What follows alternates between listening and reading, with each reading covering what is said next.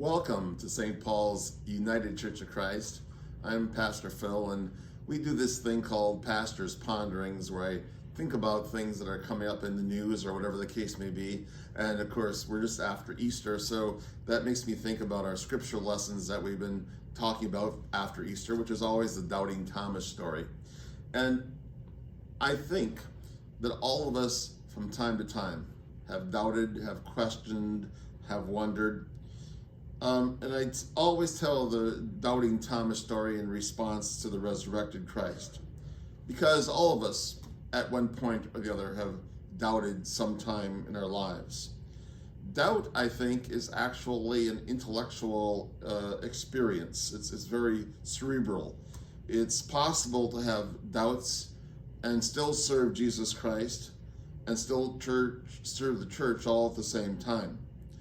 It's been true of many of the saints throughout the past because, again, all of us have doubts. I think that goes along with just having a functioning brain. You know, we question, we wonder, we ask the question why again and again and again, and sometimes we never do come up with an actual reason or an actual story as to the why.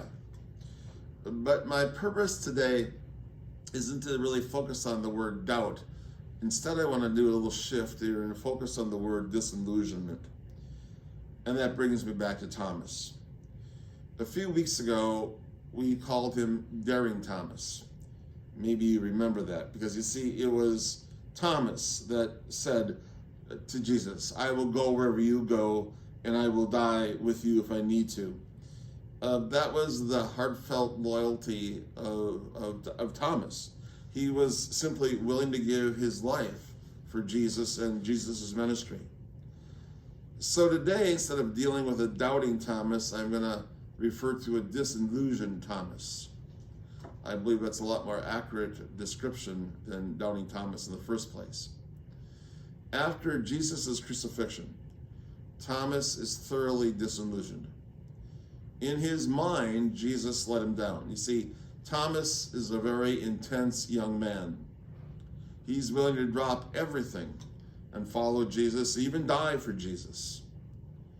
He thought that Jesus would restore all of Israel to its glory. He believed that right up until the very time that the soldiers drove nails into his hands and his feet. How could Jesus possibly be put to death? Thomas wondered with horror. The Messiah, Jesus, should be wearing a gold crown, not a crown of thorns. He had it all wrong. He didn't understand. He's wondering, what was this? Was I sold a false bill of goods or what? Now the other disciples were saying that Jesus was raised from the dead. And of course, Thomas isn't in the room when that happens. He goes, "Yeah, right, okay. Fool me once, shame on you. Fool me twice, you know the saying, and shame on me." And so, just for today, we're going to call him Disillusioned Thomas. But my question for you has been, have you ever been disillusioned also? Perhaps with your marriage or your career, maybe with someone that you looked up to. You know, seriously, it happens all the time, and when it does, it right out hurts. Someone let you down, someone you looked up to, and we set up our defenses so that never happens again. Thomas was disillusioned because he misunderstood why Christ came into the world. The thing is, though, he wasn't alone. Right up until Jesus descends into heaven, Jesus is surrounded by people who loved him, all right, but didn't quite get the picture. They didn't understand him. They expected him to redeem all of Israel, to throw off the yoke of the Roman Empire. Of course, he would redeem Israel and all of humankind, just not in the way that any of them expected. If Thomas was slower to accept the resurrection than the others, it may have been because he was more intense and more devoted than the others. I mean, he says he's willing to die for Jesus. Peter, what's Peter do? Peter denies Christ. Judas betrays him. But Thomas is willing to die for him. Thomas's expectations are higher. So perhaps his fall from faith was a little bit farther. He simply did not realize that Christ's suffering and death are all part of the necessary plan of God. I run into people all the time who've grown disillusioned with God. Usually that disillusionment is at the heart of a misunderstanding in the way that God works. They expect God to work within their time frame, within their plan. But God works in God's own way and according to God's own timetable. And some people simply can't deal with that. Let's face it, there is a lot of life that none of us understand. There's a Bible verse that says the rain falls on the just and the unjust alike. Personally, I don't like that verse very much. I like to think that I live in this protected bubble, but that clearly isn't the case. A lot of you have been there, at least for a while. And if you haven't, well, your time will probably come. Fortunately, however, this is not the end of the story. Thomas was disappointed and disillusioned. A friend that he loved dearly was dead. But Thomas, notice this, Thomas doesn't drop off the face of the earth. He doesn't even turn away from the fellowship. Granted, that first day when Jesus appears to the disciples, he's not there.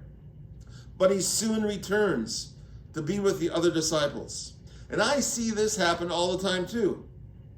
A person goes through a difficult time, and they feel that in some way or the other God has let them down. And the first thing they do is cut themselves off from church and the members of the church, or even me, the pastor. And they drop out of the fellowship. They miss one Sunday, then a second, and then a third, and before long, it takes more effort to go to church than they're willing to put out. Friends, I need to tell you, that's always a mistake. This is where the people who love you and care for you are. We don't have all the answers. We don't have a clear understanding always of the way God's working. I think that the bad things that happen in life happen. God doesn't cause cancer. God doesn't cause accidents. I hope we all believe that.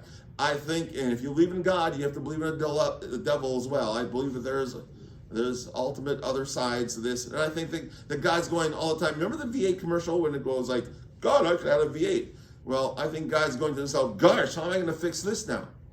And every single time sends in just the right people at just the right time and just the right moment to try to make the best out of a bad situation. Thomas's hurt was real. Our hurt sometimes is real. But Thomas didn't leave the church. He still didn't have all the answers he was seeking. He didn't understand why Jesus had to die. But at least he didn't cut himself off from the fellowship and the care and the love of the other disciples. Fellowship of faith. That's what it takes. Fellowship. And obviously Christ did appear to the fellowship of all the disciples, which includes Thomas, just a little while later. I truly believe that God is working in all of our lives. God is still speaking. God is doing God's best to make good out of all the evil situations that happen in the world.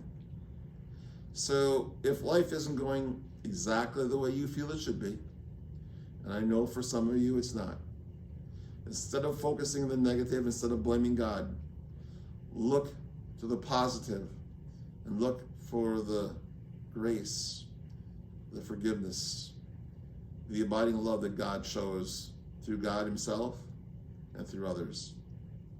Especially, don't leave the fellowship of the folks that care for you most and that's the church. With that, welcome to St. Paul's United Church of Christ, where no matter who you are or where you are on your life journey, you are more than welcome here. Thanks for sharing my thoughts today and tuning in. Blessings to you this week, and I'll see you later. Bye for now.